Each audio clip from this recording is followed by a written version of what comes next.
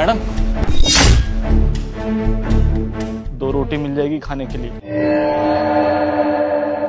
2 दिन से कुछ खाया नहीं है हम दोनों ने। ये छोटी बहन है मेरी, वो दरअसल हम यहाँ पे किसी का पता ढूंढने आए थे। या तो ये पता बता दीजिए या हमें रोटी दे दीजिए। गांव से आने में सारा पैसा किराए में लग गया, अब इतना पैसा भी नहीं है कि वापस गांव चले जाए। हमें 2 रोटी खिला दीजिए मैडम। अरे आप हाथ क्यों जोड़ रहे हैं? खाना ही खाना है ना आप लोगों ने। आप आराम से आइए, मेरे घर में खाना खा लीजिए। मैडम आप पता बता दीजिए, हमें नहीं खाना कोई खाना। हम परेशान हो गए बारिश में, धूप में। आप पता बता दीजिए, हम घर चले जाएं। अरे तो पता भी बता ही दूंगी, बना थोड़ी करा है मैंने। आप अंदर आके थोड़ा खाना तो खा लीजिए। आपने बताया 2 दिन से कुछ नहीं खाया। आप लोगों की हालत देखिए।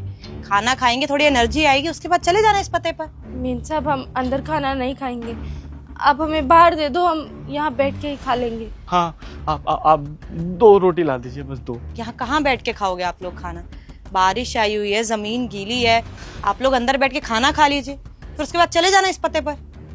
जी।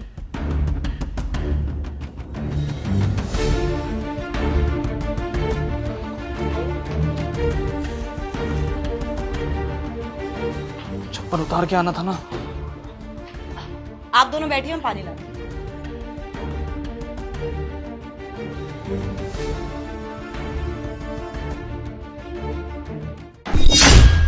अरे आप दोनों नीचे क्यों बैठे हैं?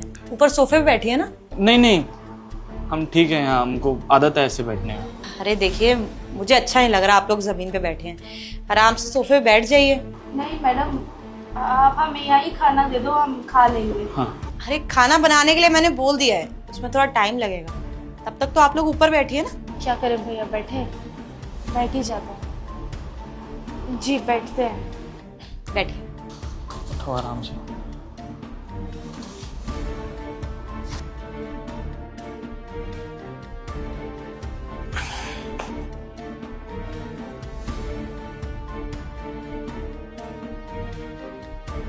आप लोग कहाँ से आए हैं? बिसरक से। बिसरक बिहारगढ़ से।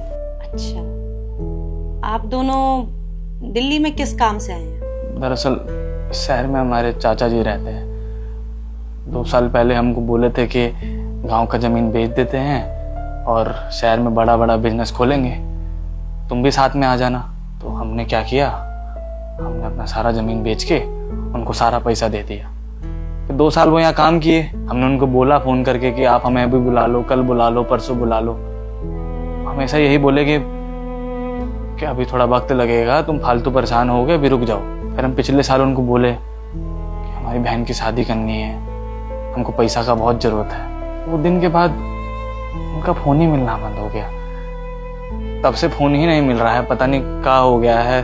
गांव में भी अच्छा खासा नेटवर्क आता है, लेकिन सबका फ़ोन लग जाता है, उनका नहीं लग पाता है। इसलिए आए थे हम यहाँ पर उनको ढूंढने के लिए। उन्होंने जो पता दिया था उस पर, क्योंकि हमें अपनी बहन का शादी करना है। 28 की हो गई है हमारी बहन। लड़कों का रिश्ता तो आ रहा है, लेकिन कैसे करवाएं शादी? ना पैसा है ना जमीन बचा है। अब चाचा मिल जाएंगे तो उनसे पैसा लेके अपनी बहन का शादी कर देंगे। इसमें पता और नंबर दोनों लिखा है। अभी स्टेशन पे जब उतरे थे तब भी फोन किए थे उनको, लेकिन उनका फोन लगता ही नहीं है। आप एक बार अपने फोन से मिला के देखिए ना, हो सकता है ना वो बाहर से करते हैं तो लगता नहीं है, अपना फोन से लगाओ तो मिल जाता है। होता होगा ऐसा कुछ। अच्छा, मैं एक बार नंबर ट्राई करती हूँ।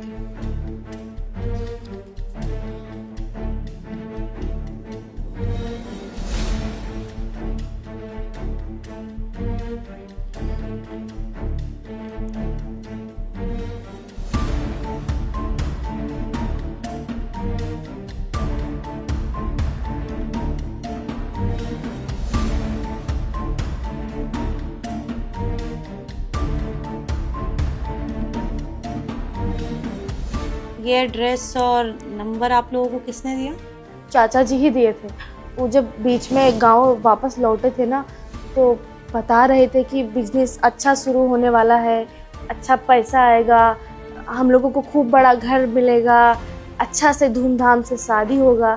तो हमको बोले थे कि फ़ोन दे रहे हैं, पता दे रहे हैं, तुम्हें ले जाएंगे आकर, बीच बीच में बात करते रहा करना, बस इसीलिए।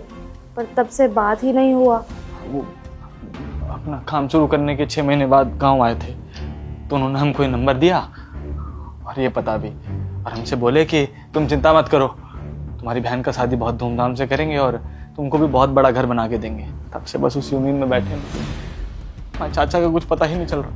देखिए, इसमें जो एड्रेस और फ़ोन नंबर है वो गलत है। मैंने फ़ोन ट्राई किया, ऐसा कोई फ़ोन नंबर ही नहीं है, और एड्रेस तो है ही गलत। जब आपने पहली बारी बाहर पर्ची दी थी मैंने तभी देख लिया था। दिल्ली में ऐसा कोई एरिया ही नहीं है। देखिए, मुझे लगता है आपके चाचा जी ने जानबूझ के आपको गलत नंबर और एड्रेस दिया। ये का बकवास कर रही हैं? हमारा पर्ची हमको वापस करिए। अरे कुछ भी बकवास करिए, हमको नहीं खाना आपका रोटी। मत दीजिए, ये ऐसा मत कीजिए। हमारे चाचा बहुत अच्छा इंसान है, वो ऐसा नहीं कर सकता। तुम चलो यहाँ से, हमारा पर्ची दो। हमारा पर्ची। भैया, हम बात कर रहे हैं ना। देखिए, हम लोग बहुत दूर से आए हैं। इस शहर में हम किसी को नहीं जानते, किसी को नहीं।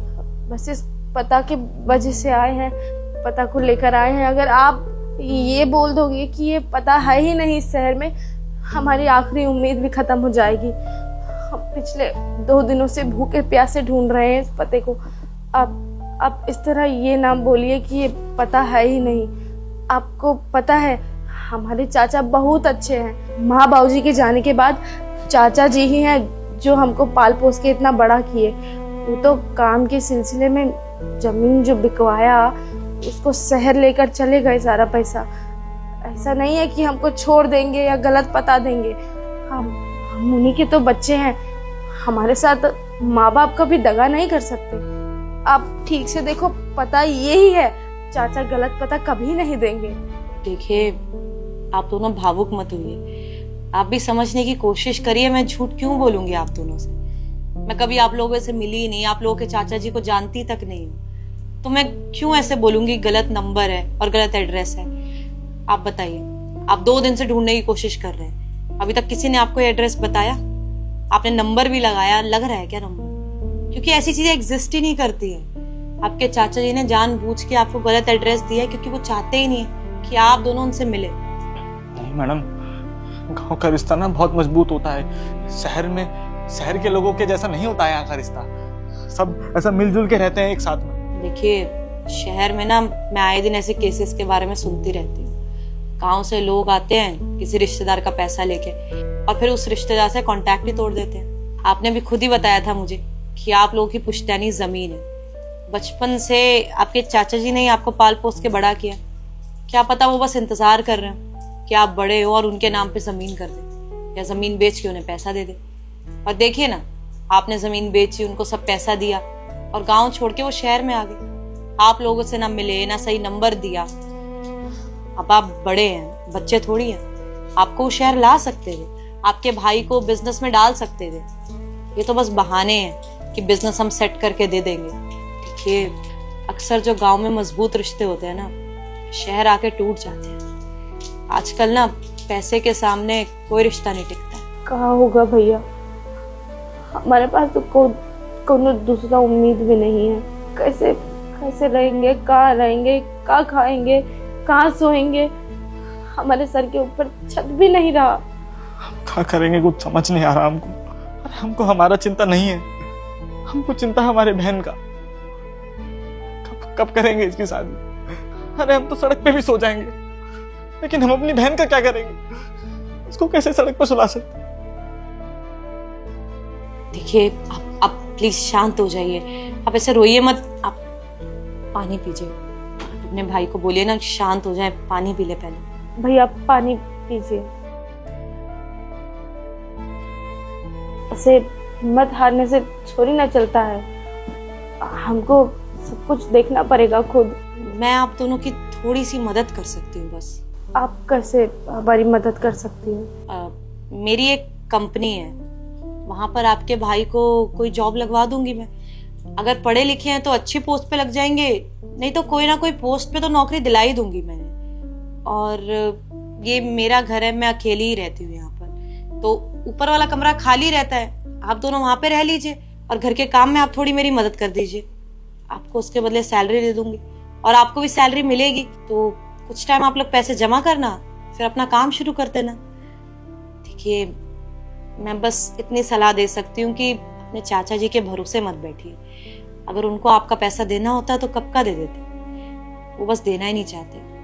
अब आपको अपनी जिंदगी खुद ही जीनी पड़ेगी। देखिए बाकी आप लोगों की मर्जी। भैया आप क्या कहते हो, इन पर भरोसा किया जाए? अब खून के रिश्ते तो काम आए नहीं, अब बाकी इन पर भरोसा कर लेते हैं, बाकी सब राम भरोसे। बोलो। हमको तो कुछ समझ ही नहीं आ रहा है, क्या करें क्या ना करें, किस पे विश्वास करें किस पे ना करें। देखिए जब खून के रिश्ते काम नहीं आए तो मैं समझ सकती हूँ आप लोग मुझ पर विश्वास क्यों करेंगे, लेकिन मैं बस आप लोगों की इसलिए मदद कर रही हूँ, आप लोग मुझे अच्छे लगे और आपका हक का पैसा किसी ने लिया है, बस और कुछ नहीं। अब तो वैसे भी हमारे पास खोने के लिए कुछ बचा नहीं है, कहाँ खोएंगे?